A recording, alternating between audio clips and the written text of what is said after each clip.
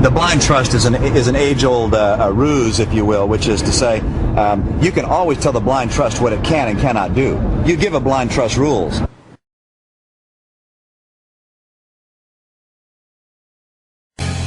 You'd think by now Mitt and Ann Romney would be used to getting asked about those pesky tax returns, but they just cannot understand the obsession. Even today, when Governor Romney was asked about his returns, he was having none of it. You know, guys, and I'm joined now by Joan Walsh, author of a new book, forthcoming book, What's the Matter with White People? And Ari Melber, contributor for The Nation, MSNBC contributor. It strikes me like they cannot seem to get ahead of this, and yet it's, you know, if you're not going to release the tax returns, it seems like just be prepared for the fact you're going to keep getting asked the question. Every day. Every day. And yet they keep focusing on, and we've got this interview coming up tonight with Ann Romney that'll be on Rock Center. Right. Very much stressing it's legal, it's legal. Nobody's questioning the legality. That's not what we're talking about here, right? That's never been the issue. People want to know what's in it. People want to know the rates they paid. People want to know where the money is. People want to know how they're giving money to their kids. And you know what strikes me, Karen? She just strikes me. She comes off, I'm sure she's a wonderful woman, but every time she talks about this issue in particular, she just seems like Lady Romney. She's so entitled that she doesn't think she has to share these details with the little people. Well, I think overall that's, you know, part of the problem they have is that their attitude sort of conveys this idea that they're not accountable. Why should they have to give you that kind of information, which, you know, in a corporate world that's fine, but when you're actually running for public office, and I think that was part of what we saw in when Governor Romney said, you know, these questions are small-minded, despite the fact, Ari, that, you know, pretty many polls are showing that a majority of Americans, including Republicans, think this is an important question and want him to release the tax returns.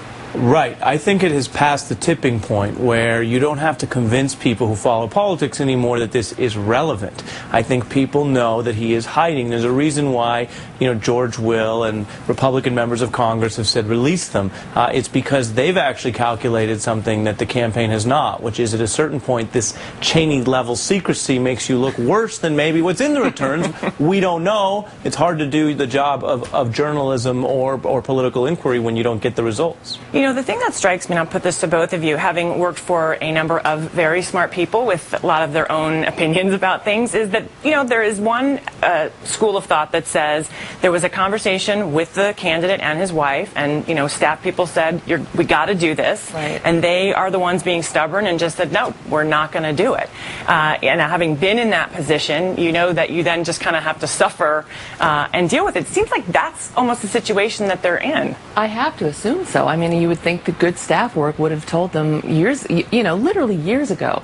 It's amazing that it didn't come up in 2008, but our country was in a different place around the issues of taxes and fairness. But at least at this point, it was going to come up. They needed to have a strategy, and the strategy is just you people don't deserve to know the details here. And we're not going to tell you, no matter how many times you ask me. So, Ari, one of the things that Ann Romney talks about is the blind trust, and we've heard, you know, Governor Romney talk about his thoughts on the blind trust. But interestingly enough, her blind trust invested $10 million in Tag Romney's company, Solomir.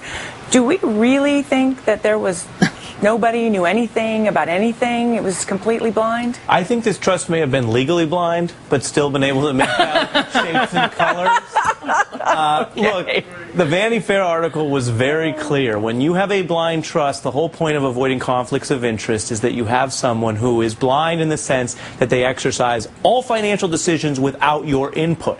And that means there's no interaction, there's no nodding and winking, or it would defeat the whole point. They maintain this thing was completely blind, but somehow it randomly chose to invest something on the order of $10 million in one of their sons' happened to happen, right? Hedge funds. This is not believable, and that is a problem for them that again goes back to, well, if you had all the documents, you could say, well, look, this is how we prove it's blind, this is how this decision was made, we've provided it to you, but they haven't. And so there is a burden of proof problem here where it shifts away from the press and away really from some of their political opponents and back on them because it doesn't look that blind. All right, let's take a listen to Ann Romney, and this is from this forthcoming interview that'll be on tonight. There's nothing we're hiding. You know, we've had a blind trust for how many years? We don't even know what's in there. It's been managed by blind trust since before Mitt was governor, you know, 2002. forward. And so, you know, I'll be curious to see what's in there too.